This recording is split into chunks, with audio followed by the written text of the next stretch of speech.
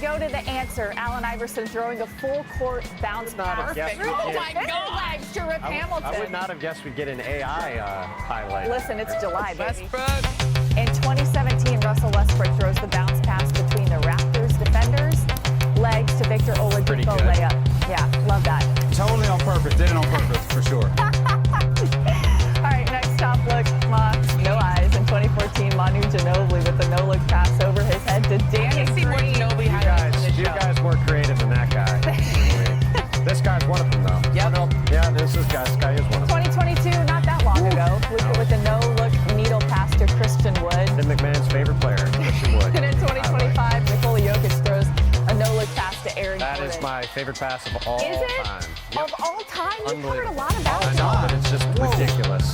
It's just completely ridiculous. I go back to Magic Johnson days, so that's really good, though. Magic is really good. Lastly, top special delivery in 2008. Kobe Bryant throws the wraparound pass to Ronnie Turioff. Tim, you and I were laughing before the show. Good job, Ronnie. Being ready for that.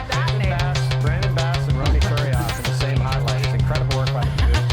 I was in junior high school. Hey, how about 2017? Polish Hammer. Yeah. It's the crossover. There you go. That was Hot. John Wall and Marcin Gortat had a lot of screen and rolls in their time in Washington. A lot of success. All right, that'll do it for us on ESPN. If you want more NBA today, you're going to have to flip it over to ESPN 2. We will be there. Otherwise, we're going to get you out to the Little League World Series in Waco, Texas. All right, so guys, since I am here, we have to do a little bit of a homer segment. Why don't we? Yeah. That's my first game winning. I feel like Kobe. How are you all in? What's that smell? Rebounds, congrats. Oh, bro? Yeah. Say hi to mom and dad. Why are you able to? We could beat anybody. We know that on any given night.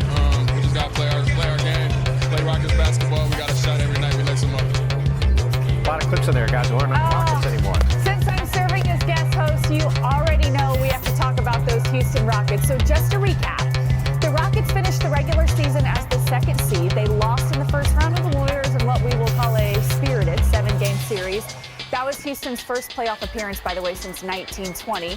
And they've been really busy this offseason, the front office for sure, trading for two-time champ and former MVP Kevin Durant for the 10th pick, Dylan Brooks and Jalen Green. The Rockets also signed Fred VanVleet, Jabari Smith Jr., and Steve-O to new deals. And it certainly looks like a much improved roster. And if this summer suggests anything, they should have great chemistry as well. Look at that. Fred VanVleet was seen doing a boxing workout. Okay. And head coach Ime Udoka. And Fred also went to Turkey to work out and spend quality time with the birthday boy, Alfred Şengün. After all those moves, guys, the Rockets have plus 525 odds to win the West, behind only the Thunder and the Nuggets. Amin Thompson put the league on notice this past season. I chatted with Amin at Summer League and asked about his new teammate. You know his name. It's one of the greatest players ever. One of the best scorers ever. It's going to make my life a lot easier, you know what I mean? What do you think you can learn from Kevin just by observing him? I mean, I just hear his work ethic is different. You know, I feel like I have a different work ethic too, so just like combining that, I think it's going to be fun. Okay, so as excited as I am to be able to cover Kevin Durant, I'm really excited about the Rockets and the fact that they were able to keep the majority of their young core, Şengün, Jabari, Amin, Tari, Tim.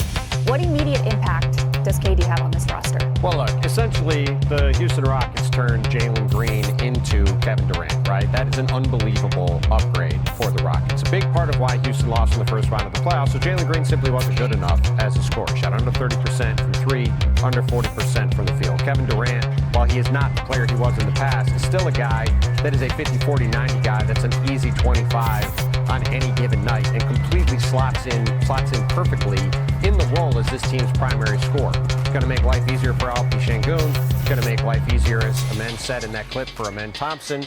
Guys like Jabari Smith and Amin Thompson and Tari Eason can easily fill in the minutes that Dylan Brooks is vacated by being part of that trade. So I think this Rockets team is awfully good. They're awfully deep. There's a reason why there wasn't a huge market for Kevin Durant this summer. He's going to cost a lot of money in an extension. He's an older player, and also the fit in a lot of these situations wasn't necessarily clean. But for Kevin Durant with the Rockets, there is not a better fit in the league than him landing there. I thought it was the one team that always made sense. It's why the Rockets got him, as you laid out, for a pretty fair price from their standpoint. And it's why they're set up very nicely with having him now on their roster. Ramona, you and I have talked about this. There's not a better coaching staff fit for Kevin Durant. He respects Ime Udoka so much. Ime coached him with Team USA in Brooklyn. He's really good friends with Rockets assistant coach Royale Ivey from those Longhorn ties. How do you see that benefiting the Rockets? Oh, look, I mean, we've talked a lot about Kevin Durant and over the past, his entire career, but he wants to play basketball and he wants to just worry about that. He needs the coach to be the coach and be the leader in that locker room and hold guys accountable. And that is what he's going to get with Ime Udoka. Kevin Durant's not going to have to be the loudest voice in the room. He's not going to have to make sure somebody's coming to practice or getting there on time. That's Ime's job. Yep. And I think he really appreciates that. And every place he's ever been, that's what he's asked out of the coach. And I think this is probably the best fit he's ever had. I mean, I know they did Oklahoma City. Those were some good fits. The Warriors, I think that sort of ran its course. Obviously, it wasn't a fit in Brooklyn with Steve Nash, and then last year at Budenholzer wasn't great. And this year, Ime Udoka is a guy that he has a relationship with, he trusts.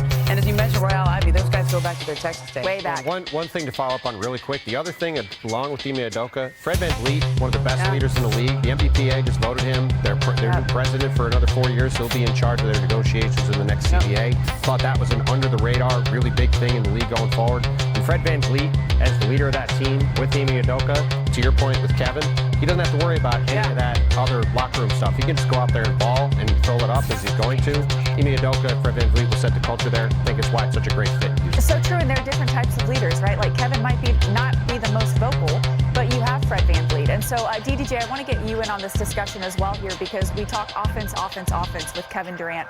But you brought up something interesting with his defensive skills. Yeah, I think we clearly know what Kevin Durant could do for this team offensively, but I think he's going to add a lot of versatility for this squad on the defensive end. I think Kevin Durant has been kind of an underrated defender throughout his career. He can defend in the paint. He can defend with help defense. The blocks are always there. And what he can do for this team defensively is one of the problems with the Rockets last year is you would have 5 guys playing defense and their offense would come to a halt. You could put Durant out there with 4 great defenders, which the Rockets have, and then allow him to run the offense, and you could put the guys like Amen Thompson, Okogie, which is a sneaky good defensive ad that they just had, Dorian Finney-Smith. You can go super big with Adams and Durant and Sengun, or you can go with Kevin Durant playing center, which he is known to do. There's just so much defensive versatility that you add with Kevin Durant's own defense, but also the fact that you don't have to worry about that offense falling apart if you have too many good defenders out there, because Kevin Durant can just generate so much offense on his own.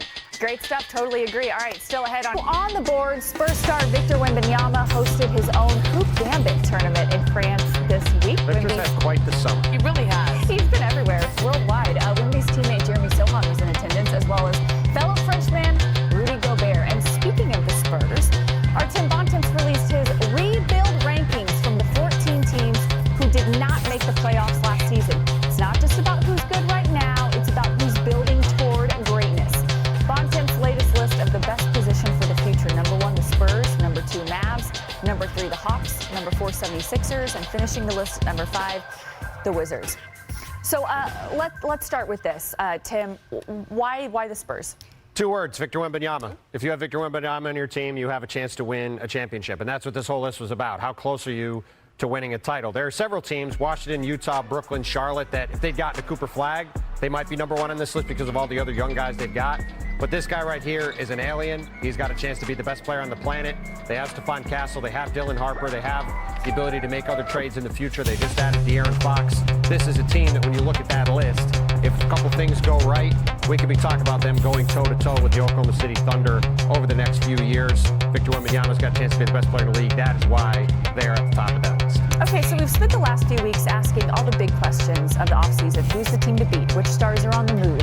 What's next for some of the league's biggest names? But DDJ, you are done guessing. You're ready to deliver 3 NBA guarantees heading into the season. The floor is yours, my friend. Yeah, I've always wanted to do this. These are things I guarantee. Can I even do that? Anyway, so the number 1 thing that I'm guaranteeing here is that Victor Wembanyama, piggybacking off what Tim Bontemps said, he is going to be Defensive Player of the Year. Lock it in.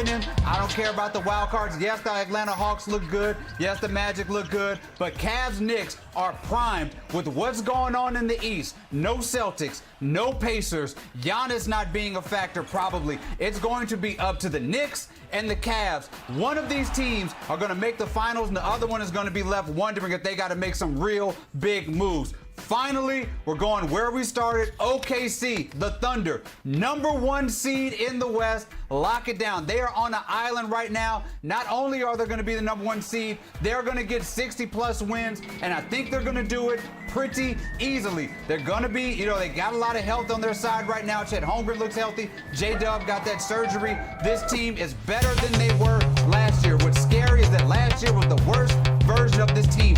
Everybody's getting better. Chet's getting better. J-Dub's getting better. SGA is going to try to win another MVP. It is the OKC and everybody else in the league right now. Oh, those are some bold guarantees. Tim and Ramona, let's get your thoughts on DDJ's guarantees. Ramona? I mean, I think that award for defensive player that you'd be named after Victor when he's all said and done. So that's not a long limb that you went on that one. The other ones, I agree with you. Probably that's going to be the Cavs and the Knicks, but there's a few teams that could make some noise, and I'm not writing Giannis to the Bucks off at all. I think in terms of guarantees, I still like the guy in Denver. You could say he's going to average a triple-double. I'm just going to say he's going to lead the league in assists next year. He was second last year. Trae Young was the leader in assists. And I think he's right there. He does it in his sleep, guys. He does it in his and I think Denver got a lot better this offseason. He's got even more guys to pass to that are going to put the ball away for him. And I think that's something he hasn't done. Let's see him do it here.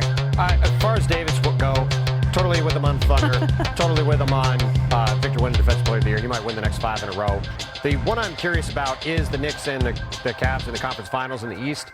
We thought last year, all season, it was going to be the Cavs and the Celtics. Yep. Neither one of them made it to the conference finals. I am curious to see if both of those teams can get there. They certainly go into the season having all the expectations, as David correctly said, that they should get there. My prediction for going into next season, my guarantee for now, Miami Heat go